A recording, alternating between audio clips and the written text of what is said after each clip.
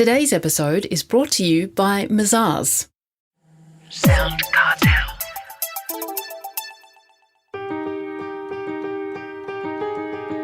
From SoundCartel, I'm Nicole Goodman, and this is Business Essentials Daily.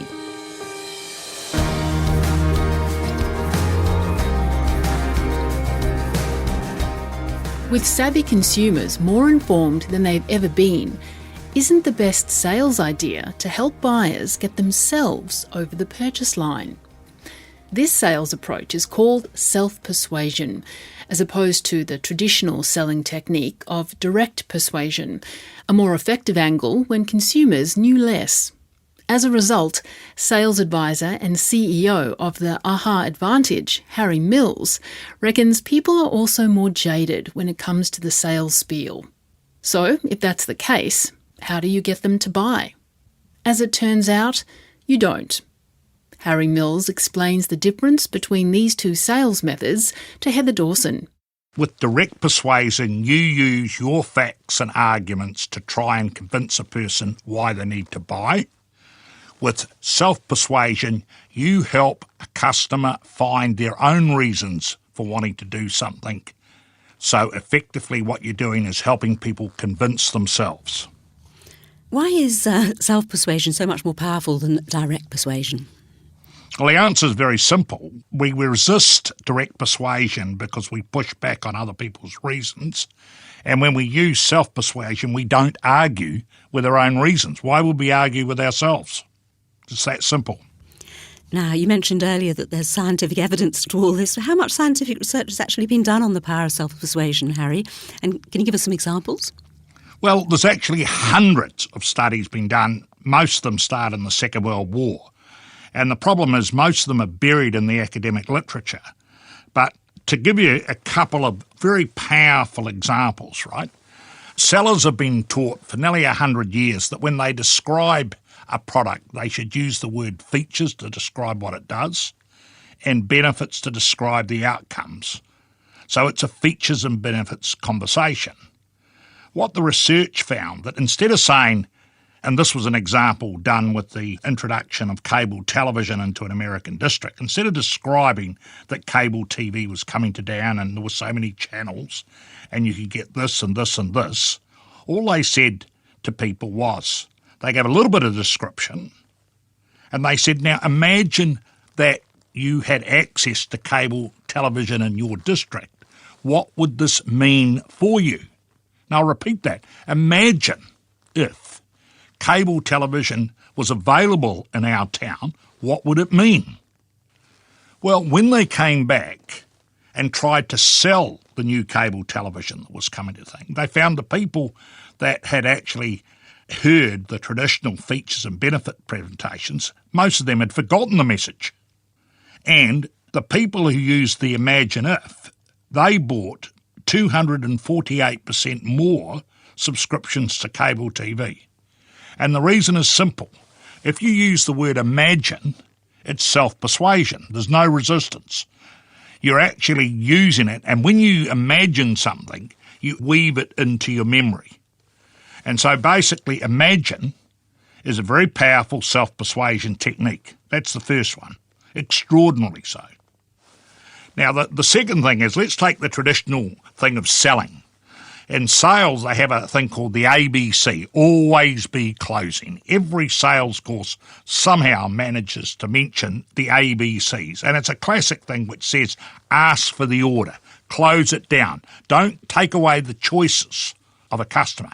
But self-persuasion research shows the exact opposite works.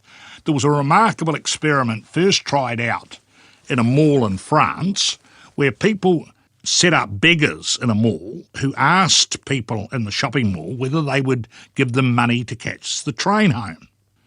And one group of beggars simply said, I'm poor, I'm hungry, would you give me a couple of francs to catch the train? And the other one said, look, would you be kind enough to give me a couple of dollars, but I do appreciate it's your choice. You do have the right to say no.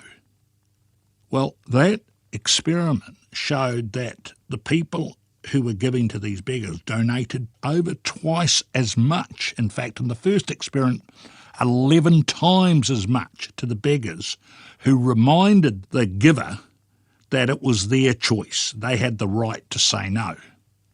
Now, that experiment has been tried over 20,000 times in 44 different sets of experiments, and wherever you tell people it's your choice, you have the right to say no, the chances of success in getting people to say yes double. Now, isn't that extraordinary?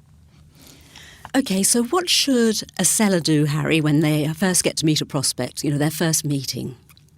The first thing a modern seller needs to do in a very competitive world where there are lots of competitors out there and people has access to Google is they need to be able to communicate a simple message. And I call it a smarter way of being faster, better and cheaper. In other words, the first thing you should have a conversation with is what makes you different. And so you say, look, I appreciate that what you're looking for is something that's faster, better and cheaper, but we have a smarter way of doing that. And then you have a quick description of what makes you smarter. That brings the conversation down, right down to what you can do, how you add value. And from there, Harry, what do you need to do to clinch the sale? Well, I call it the 3 Ds. You've got to be able to prove that you're different, you're more desirable, and there's a third D. Sceptical customers want to know that you can deliver. So the 3 things that you need to convince customers are that you're different, more desirable, and you can deliver.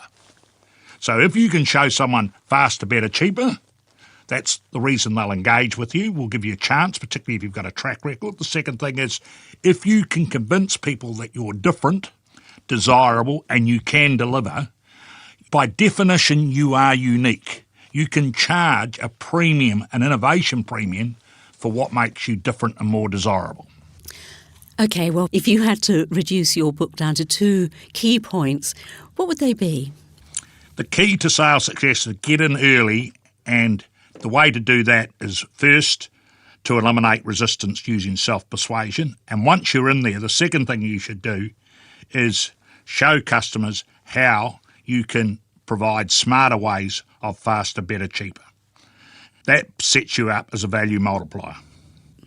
And well, Harry, if you say that, if you want to sell by using aha insights, you need to start at the top.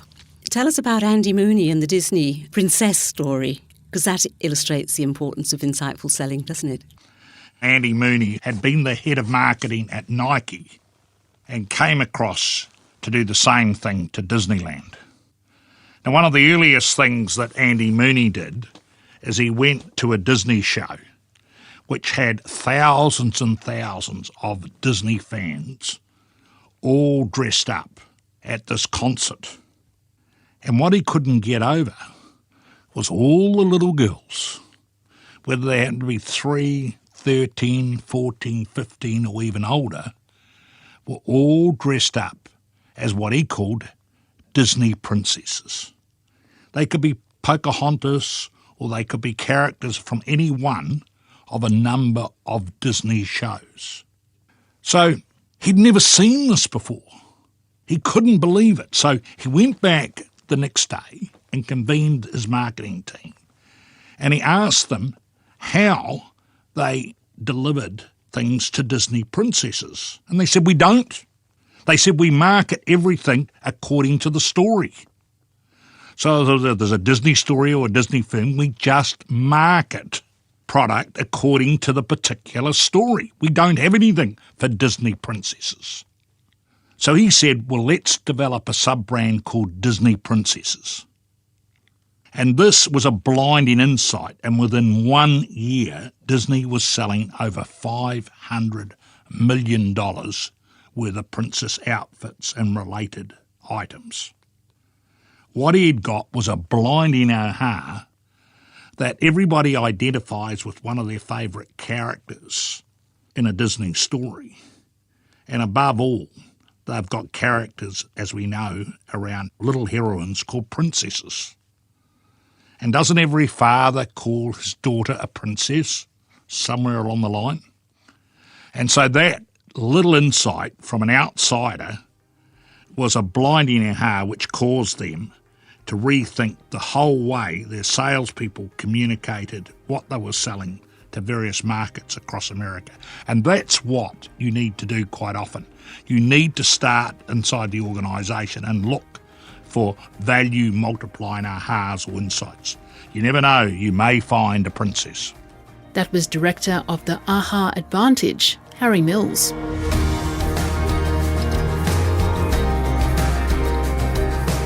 This episode of Business Essentials Daily is produced by the team at SoundCartel. Thanks for listening. I'm Nicole Goodman. We'll bring you more Be Daily tomorrow. Follow at BE Daily Podcast across social media and head to bedaily.com.au for more from the Business Essentials Daily podcast. SoundCartel. This episode was brought to you by Mazars. To find out more, visit mazars.com.au. That's mazars.com.au.